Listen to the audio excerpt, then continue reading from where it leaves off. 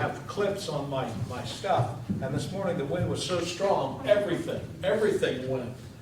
Bless Shelley for running it down for me. It's so odd not to preach with having my papers all running everywhere. All right, let's stand. The words will be up there on that screen. And let's sing together.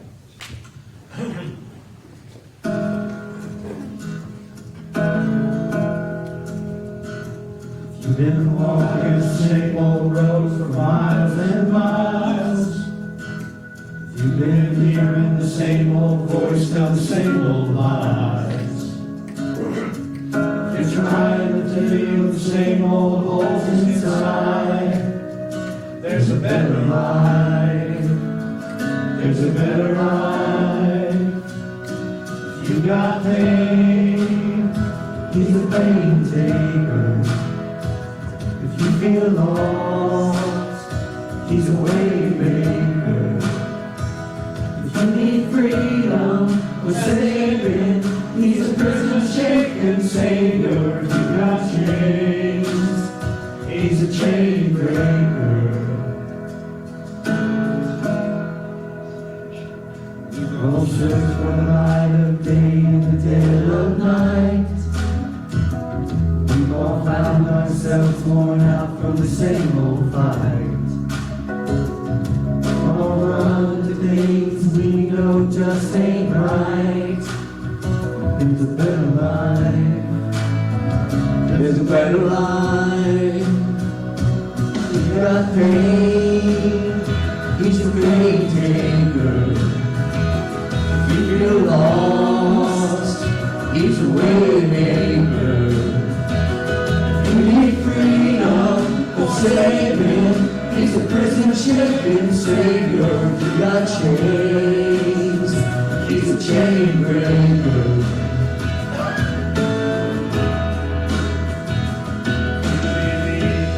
If you believe it, if you receive it, you can feel it. Somebody testify.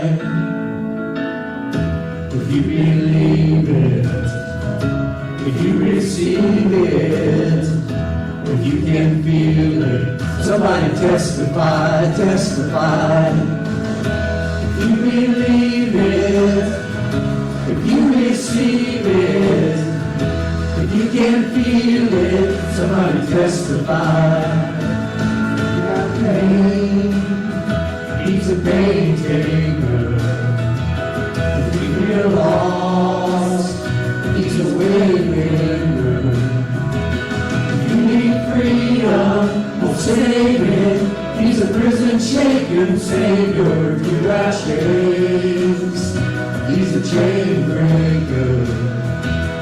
If you need freedom or saving, he's a prison shaking savior. If you got chains, he's a chain breaker.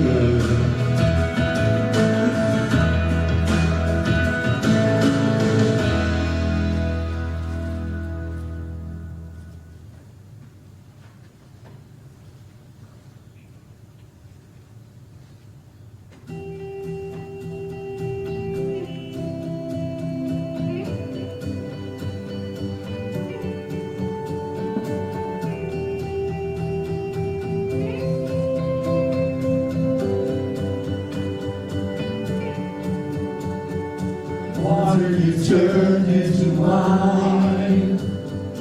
Open the eyes of the blind. There's no one like you. None like you. Into the darkness you shine. Out of the ashes you rise. There's no one like you. None like you.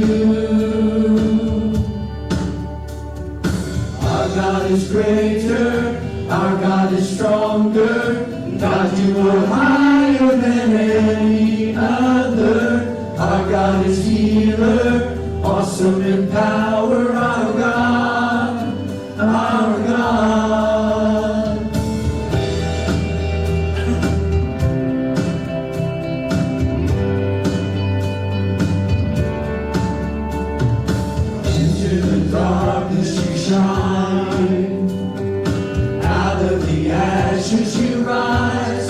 There's no one like you.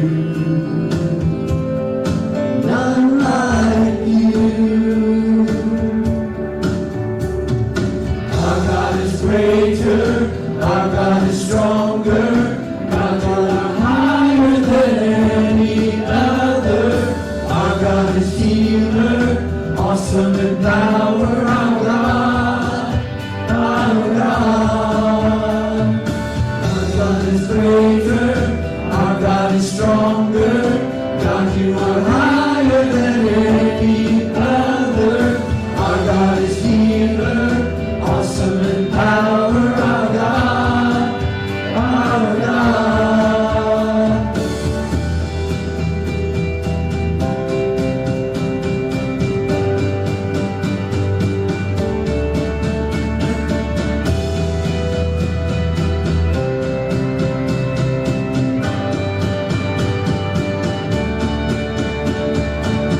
And if our God is for us, then who could ever stop us? And if our God is with us, then what could stand against? And if our God is for us, then who could ever stop us? And if our God is with us, then what could stand against?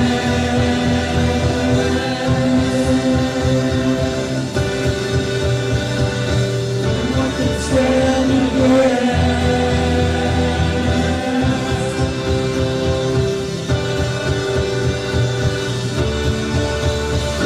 Our God is greater, our God is stronger. God, you are higher than any other. Our God is healer, awesome in power. Our God, our God. Our God is greater, our God is stronger. God, you are higher than any other. Our God is healer, awesome in power. Our God, our God. And if our God is for us, then who could ever stop us? And if our God is with us, then what could stand against? And if our God is for us, then who could ever stop us? And if our God is with us, then what could stand against?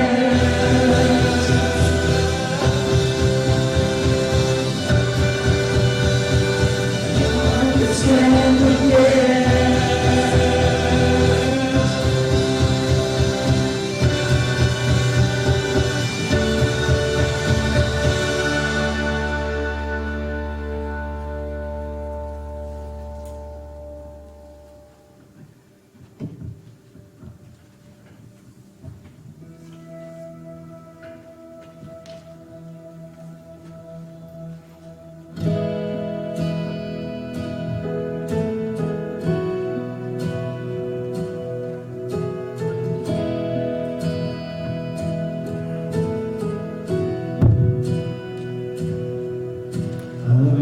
Amazing grace, how sweet the sound that saved a wretch like me.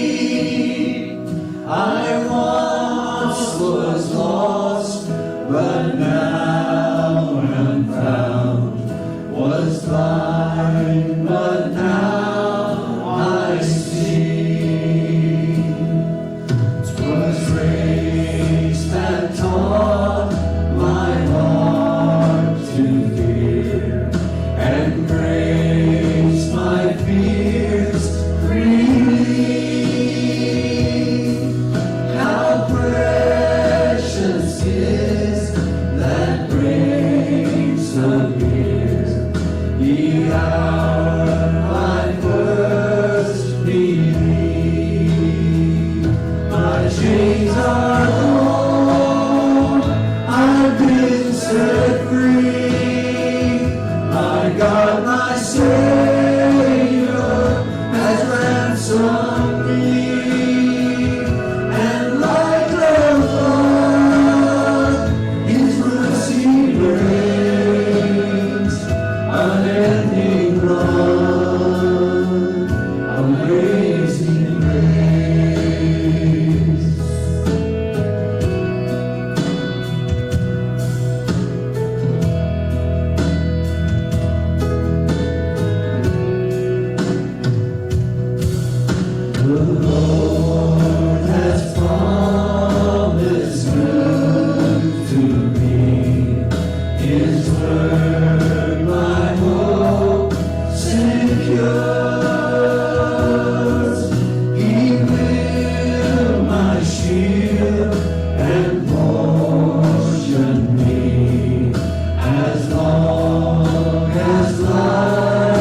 it yours. My chains are gone, I've been set free. My God, my Savior has ransomed me. And like the flood, His mercy reigns, unending love, amazing grace. My chains are gone, I've been set free. My God, my Savior has ransomed me. And like the flood, His mercy reigns, unending love, amazing grace.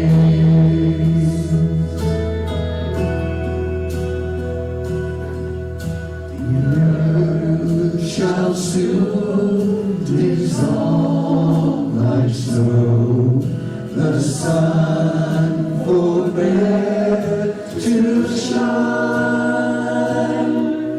but God who called me here below will be forever mine, will be forever mine.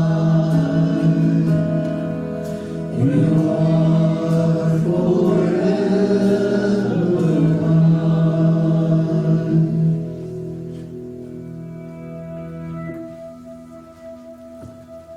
Feel free to sit if you'd like to.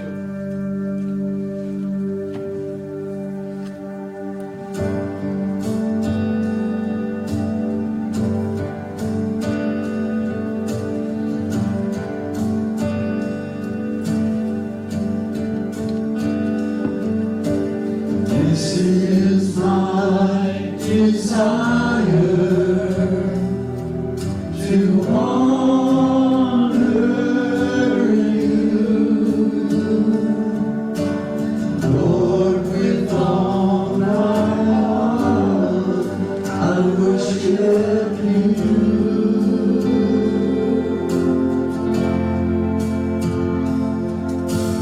All I have within me, I give you praise. All that I adore is in you.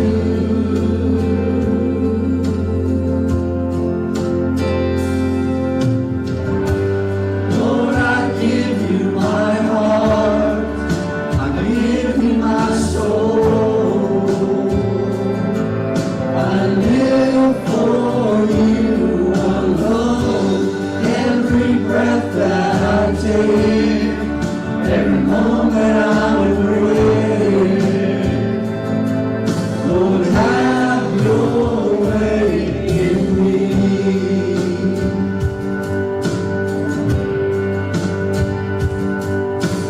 This is my desire,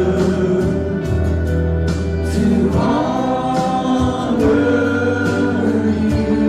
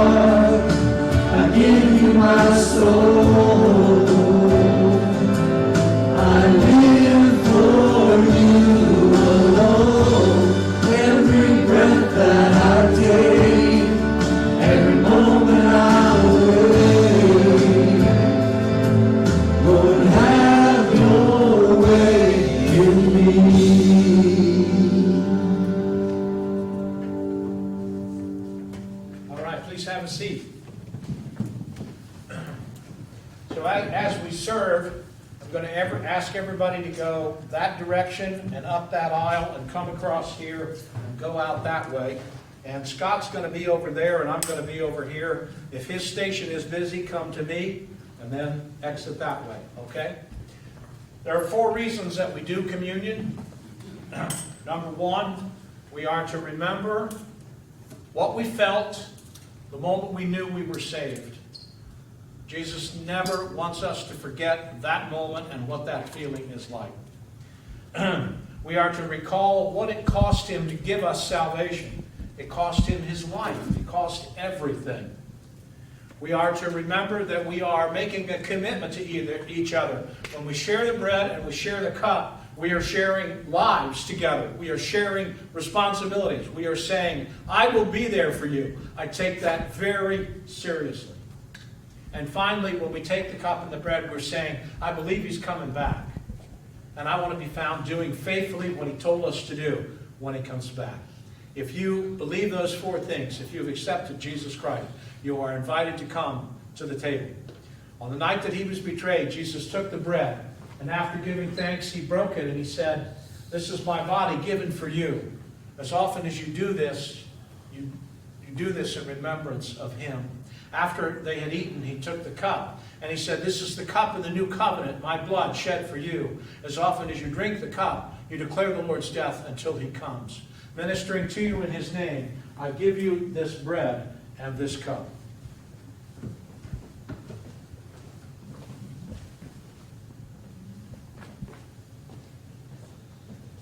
One tray. Oh, I got you. Scott's got the bread, I've got the cup. So you'll come to both.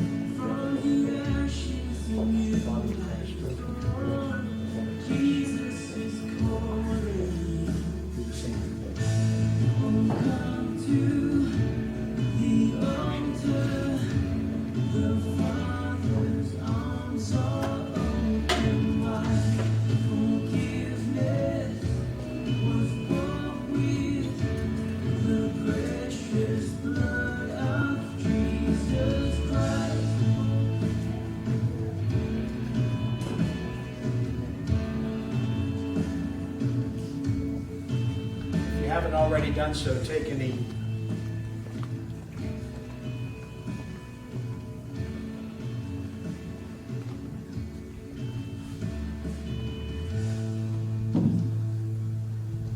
And take and drink.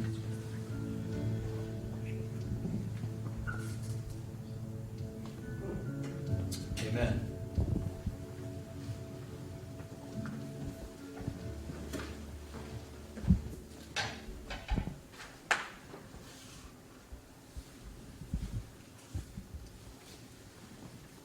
Whenever something tragic happens in our lives, whenever something challenges us or causes us pain, inevitably the Christian eventually gets around to asking the question, why?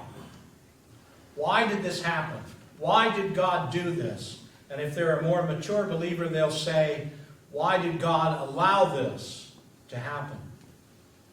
It's just a variation of the age-old question of why does God allow bad things to happen to good people? And I preached that sermon not very long ago, and I'm not going to preach it again, but the short answer to the question is, there aren't any good people. Not as God defines good, there aren't any. But we're going to look a little deeper today. We're going to try to go to a deeper level. Why would a loving God allow trials and tribulations and pain in the lives of believers? And to find that answer, we're going to go to the Bible, and we're going to go back to the earliest part of the Bible. We're going to look at the book of Exodus today. I'm going to read only 2 verses from the book of Exodus, but to set it up, I need to tell you what is going on. About 400 years before this passage, the Hebrews are having a famine in their homeland, in what we now call Israel. And one of their Hebrew children, a man named Joseph, ended up in Egypt, and he ended up becoming a highly favored advisor to the king because God led him to that position. And in that position, he controlled the distribution of food.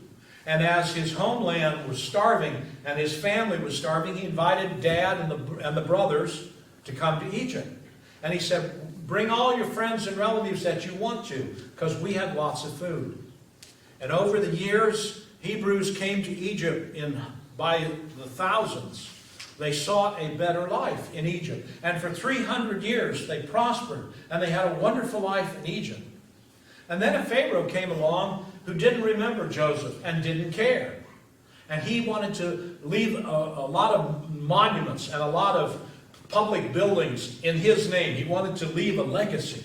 And he saw the foreigners as a cheap labor force to build his monuments. And so he conscripted them. He enslaved them. And he used them as forced labor to build his monuments. And that was okay for a while. But then as time went on, he and subsequent pharaohs became meaner and stricter and nastier. And life got really, really difficult for the Hebrews. Eventually they reached out to God and said, get us out of here. And God heard their prayers. And he chose Moses and Aaron. And he sent them to the Pharaoh. And they did all kinds of fantastic things to try to convince the Pharaoh that if he didn't let the Hebrews go, God would punish him and Egypt. And eventually that's what happened. The firstborn of everything, flock, herd, family, were all killed. And so finally, the Pharaoh let the Hebrews go. Their journey from Egypt to Canaan is called the Exodus. The book of Exodus talks about it, is a history of that journey. And this is a very brief moment in that journey. When Pharaoh let the people go, God did not lead them on the road through the Philistine country, though that was shorter. For God said if they faced war, they might change their minds and return to Egypt. Instead, God led the people around by the desert road towards the Red Sea. The Israelites went up from Egypt armed for battle. There's a very important phrase in those 2 verses. God didn't lead them the shortest way. God did not lead them on the road through the Philistine country, though that was shorter. I don't know if you've ever heard this or know this or not. If you walked in a straight line from Egypt to Canaan, do you know how long it would take you to make that walk? 11 days. 11 days in a straight line. And it took them 40 years. God took the Hebrews 40 years to get what should have taken 11 days. A trip that should have taken 11 days. God took them the long way around. Why didn't he take them the short way? Why didn't he let them have an easy trip? That's the question we're going to explore this morning. We're going to explore that question by hearing 5 or 6 true stories. And your job in the message is to figure out what part of each story is contributing to the answer of the question. Why didn't God let them go the easy way? In the late 1800s, farmers in Alabama were accustomed to making tons of money because they planted cotton every year. That's the only thing they planted, and they planted it in the same fields year after year, and they made tons and tons of money. Cotton was king, and landowners would plow as much ground as they could get their hands on. They would plant as much cotton as they could, and year after year they had a huge harvest. And then one day, an insect known as the boll weevil showed up. Now, they'd seen the boll weevil a few times in the last 100 years, but it was never an issue. But suddenly, one year, boll weevils showed up by the thousands, by the tens of thousands. And believe it or not, in that year, in the late 1800s, the boll weevil ate every leaf and every flower of every cotton plant. The complete crop was lost across the state of Alabama. Well, farmers sat around the feed store and they said, well, that'll never happen again. Went to the banks, went to their relatives, borrowed money, doubled down, rented as much more land as they could to make up for last year, planted cotton. All right, we're going to get it. We're going to do it. Everything looked good. Things were blooming. Everything was great. And here came the boll weevils.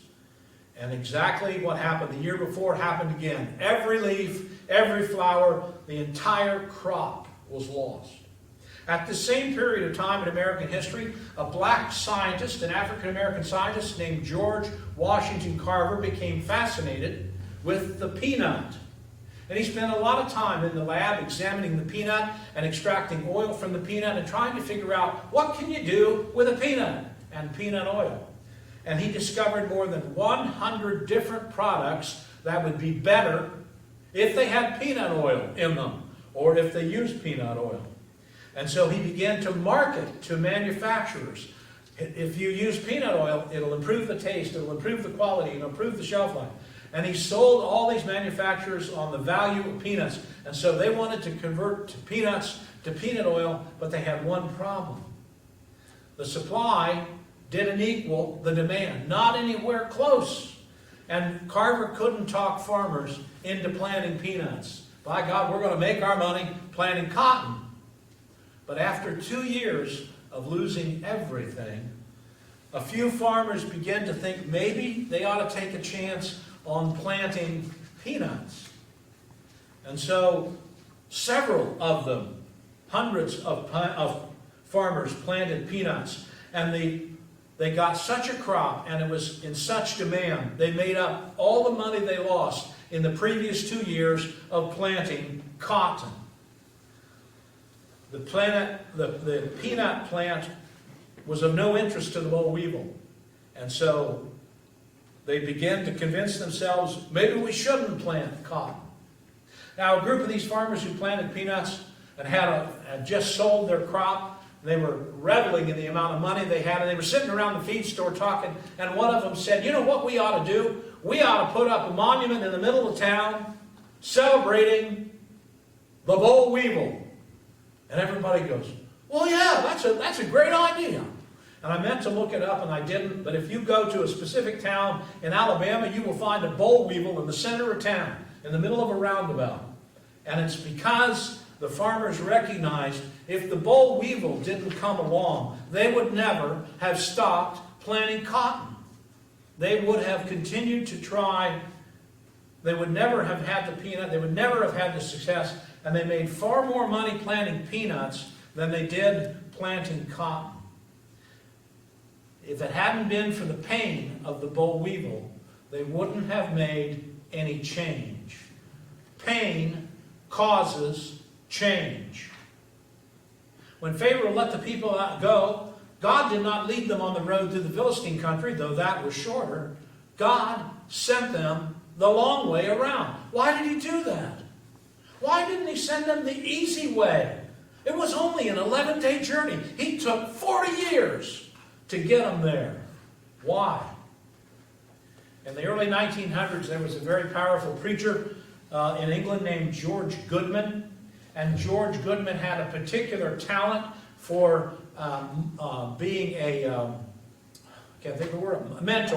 mentor to younger pastors.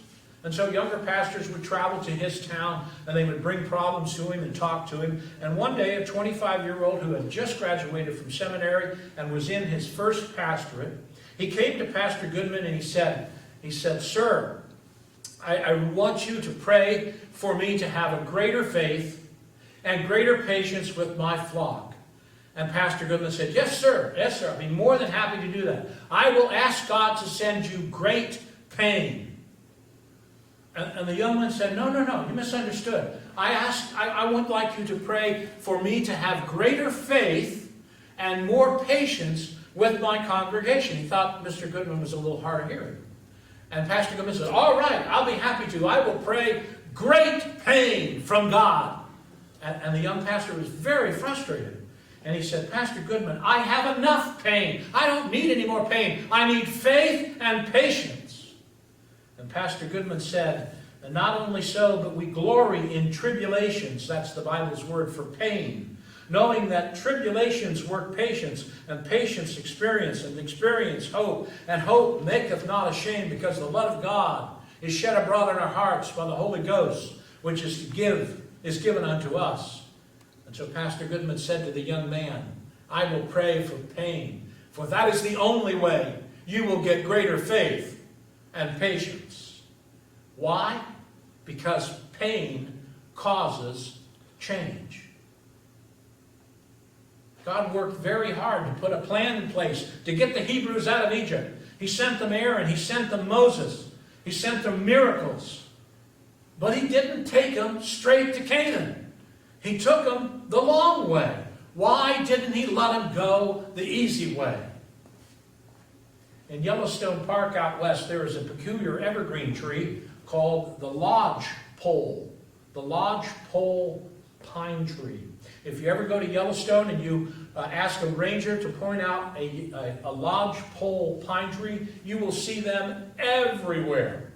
And they are very interesting trees because their pine cones don't fall off at the end of the year. Their pine cones don't fall off after 2 years or 10 years or in some cases 20 years. The pine cone stays on the tree. It is almost impossible for a squirrel to cut that thing off and put it on the ground. If it does fall to the ground, it will lay there unopened and it will not do anything. It doesn't matter if it gets rained on, it doesn't matter if it gets snowed on, warm weather, nothing will make that pine cone start to grow except for one thing. Do you know what it is that makes the lodgepole pine cone grow?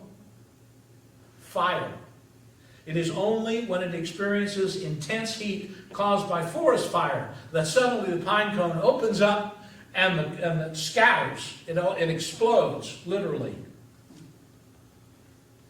The pine cone, the pole pine cone tree is designed in such a way that it is always the first thing that grows after a forest fire. And there is something unique in the way that it grows. It prepares the soil around it. It takes the bad thing that fire produces and it turns it into a good thing. And suddenly grass will begin to grow around that pine tree and flowers will grow.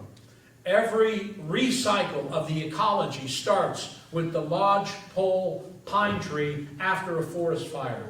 You see, it takes pain to cause change. The Hebrews were in Egypt for 400 years, and they wanted to get out. And I'm sure as they started out, they were thinking, this is going to be fun. We'll have a little short trip. We'll have a lot of fun on the way. But God didn't let them go the easy way. He sent them the long way. Why? Why didn't he let him go the easy way? The story is told of a man who fell overboard while on a ship at sea. He was fortunate enough to reach an uninhabited island, and he managed to find things to build a crude shelter. And in the shelter, over time, he began to find things along the beach, and he would put them in his shelter. And he found a lot of bottles floating in the ocean. And so he didn't know about a bottle tree, but that's essentially what he did. He would get a pole and stick a bottle on the pole and decorated the outside of his hut with all of these different poles and all these different bottles. And one day, as the sun was just at the right place, at the right angle, it hit the right bottle through the bottom of the bottle, creating a strong ray of sunlight that hit the thatched roof of his hut and burned it to the ground.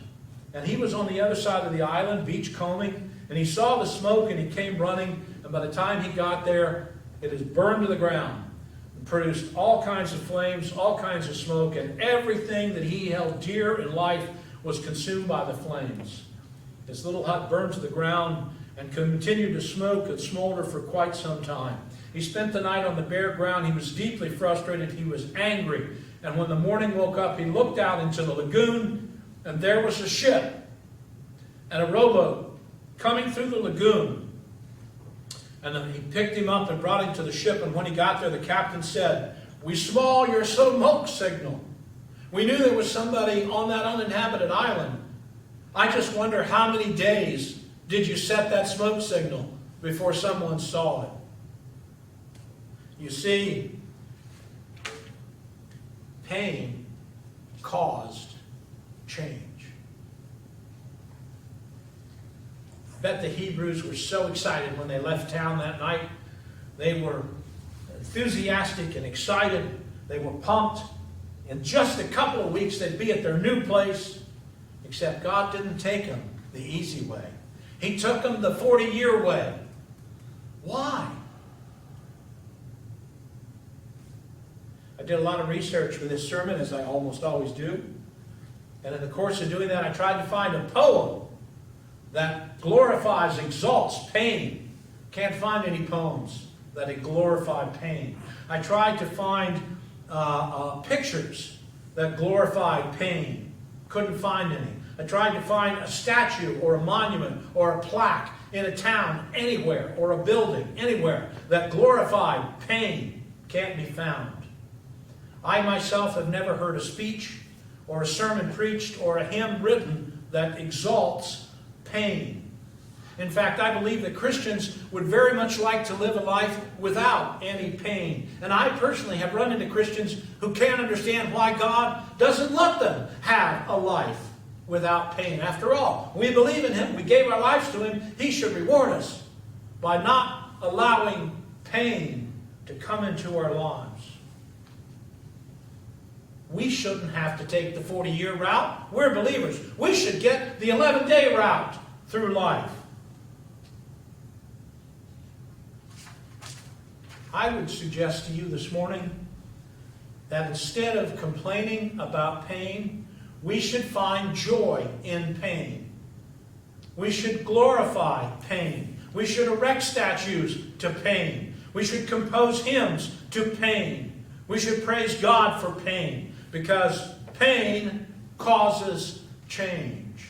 One of the most powerful things I learned in grad school: we won't ever make changes until the pain of staying the same is greater than the pain of change. Think about that. You won't ever make a change until the pain of staying the same is greater than the pain of change. I would like to suggest to you this morning that maybe pain is the greatest creation God ever gave us. Because what took you to Jesus Christ?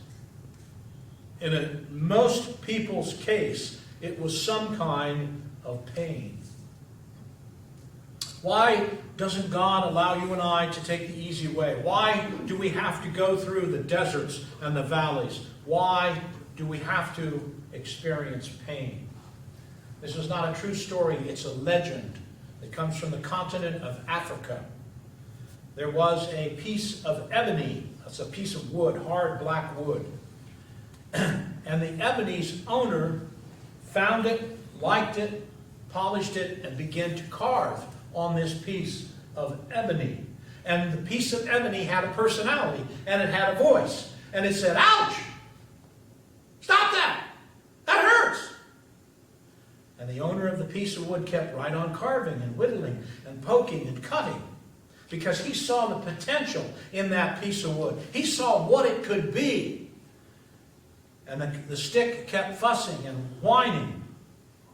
And finally the cutter could stand it no more, and he said, "Little piece of wood, without these holes, without this cutting, you'll just be a black stick forever, useless, worthless. But with the holes, the way that I cut them, You will one day be a flute, and you will bring music and joy to people. You will be a proud possession that will be kept forever. My cutting on you allows you to become what you were chosen to become. The pain that you are experiencing will allow you to become what you were created to become. Now stop complaining and let me finish. I personally would like to live a life as pain-free as possible, but I discovered something interesting about being a pastor. My life is never pain-free, because along the way, I carry your pains, all of the agonies and all of the suffering and all of the problems that all of you have. I carry too, because I love you, because I'm your pastor. God didn't let me go the 11-day way. I get to walk the 40-year way. Why don't most people lose weight? Why is it so hard to lose weight? Easy answer: causes pain. If we want to lose weight, we have to stop eating as much. And what happens? Our selfish, self-centered, egotistical stomach goes, "No! That's not what I wanted." If we want to lose weight, we got to exercise. We got to burn more calories. That means there's pain in breathing. There's pain in our heartbeat. There's pain in our muscles. Oh yeah, and then there's that pain the day after in our muscles. That old statement, no pain, no gain, is a true statement. But we don't lose weight because we don't want to put up with the pain. You know, sugar is highly addictive. You try to give up sugar to lose weight, and your head will go, "Whoa, whoa, I need sugar. I got to have sugar. Come on, come on." And it will fuss at you until you give in. When the Hebrews left Egypt, they were expecting a quick trip. But God didn't take them the short way. He took them the long way. Why didn't God take them the easy way? You know what a bar of steel is worth these days? A bar of steel is worth about $6.50 as a raw bar of steel. You know, if you pound that bar of steel and shape it and make a set of horseshoes out of it that you can pitch in your backyard, that bar of steel is worth about $20 as horseshoes. If you take that same bar of steel and you refine it a little more and you pound it a little thinner and you make sewing needles out of it, that bar of steel is worth about $500. And if you pound that steel a little further and make it a little thinner and refine it a little better and turn it into a spring in the side of a Rolex watch, it can be worth $250,000. You know what makes a $6.50 bar of steel worth $250,000? Pain, pounding, heating, refining, blast furnaces, manipulation. Pain causes change. Charles Swindoll was leading a small group of adults who were struggling to learn how to pray. And so on their first meeting, their first couple of meetings, he had people stand up and tell their stories so that we could get to know them better. And he said, we went around the room and each person stood up and told a few things about their childhood. There was a woman named Alice in the circle, and when it was her turn, she rose slowly. She spoke with great hesitation, and this is the story she told. She said, when I was a little girl, very small, I was put into an orphanage. My mother didn't want me. I wasn't pretty. I wasn't terribly smart. I wasn't cute. And I ended up in an orphanage. I wanted so badly to be adopted. I wanted to be loved by a family. I wanted to be normal like everyone else. I thought about it day and night. Will someone come and adopt me? Will someone come and adopt me? And people came and they looked and they met me. And I tried to be pleasant. I tried to please them. And all I did was drive people away. And then one day, the head of the orphanage told me that a family was going to come and take me home. I was so excited. I jumped up and down and I cried. And the matron warned me, now this is only a trial. It's only a trial. It might not last. But I knew it would. I knew it would. I was so happy. And we went and came, and there was a big, beautiful house, and I started living with them. And I was one happy little girl. And the weeks went by, and the months went by. And I came home from school one day, and I ran into the house and opened the front door, and there was my battered old beat-up suitcase sitting in the hallway with my coat thrown on top of it. And I thought, well, what does that mean? Oh, we must be going on a trip. But no one else's suitcase was in the hallway. And then it struck me. They don't want me anymore. They're going to send me back. I hadn't even suspected there was anything wrong.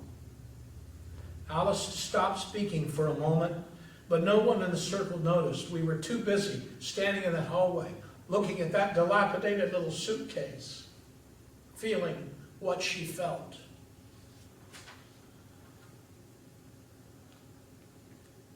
She said, that happened to me 7 times before I was 13 years old. Swindoll writes, there was not one person in that circle who wasn't crying and hurting for her. When she looked up, she was surprised at all the tears and she was touched. But she said, no, don't cry, please, don't cry. I needed that pain. Because she said, that's what led me to Jesus. If I don't have that pain, I never go looking for God. It was out of my need to be loved and appreciated and valued that I went looking for Jesus. You see, pain causes change. The Hebrew people wanted change. They wanted the easy route. God didn't take them the easy route. He took them the 40-year route. Why? Have you got the answer yet? Because the Hebrews needed pain to change. They needed pain to come to the point where they depended on God. They needed the pain to come to the realization that life is not about them, that life isn't easy, and that you cannot live life self-sufficiently. And it took time for them to get there. It took 40 years. Taking the easy way would have not grown their faith. Taking the easy way would have not given them any challenges. Taking the easy way would have left them thinking, I could do this on my own. Why did God take them the hard way? Because He loved them. Because He wanted to be in relationship with them. Because He knows that pain is what drives us to the cross. Now, I don't want you to walk out of here and think I'm saying that God sent you pain. That's not what I'm saying. God doesn't do that. God doesn't cause the difficulties in your life. We have free will. We make really dumb decisions. We dig our own holes. With the help of the people around us, they help dig them too. But once we're in that hole and we're in that pain, God uses that pain. When the Pharaoh let the people go, God did not lead them on the road through the Philistine country, though that was shorter. And there's a reason why He didn't. And that's because pain causes change. Holy Father, thank You for these words and these thoughts. May they sink into our hearts. May we understand that pain is something that You gave us for a reason. You wanted us to experience pain because You know the result. You know what happens. That it's like being in a forge or being refined and being changed so that we can be useful to You. We should celebrate pain because it is through pain that change comes. And one of the changes we need is to stop being selfish and self-centered and be believers in Your Son. Thank You for being with us this day. In the name of Jesus Christ I pray. Amen. The service is ended. Go in peace. Praise the Lord.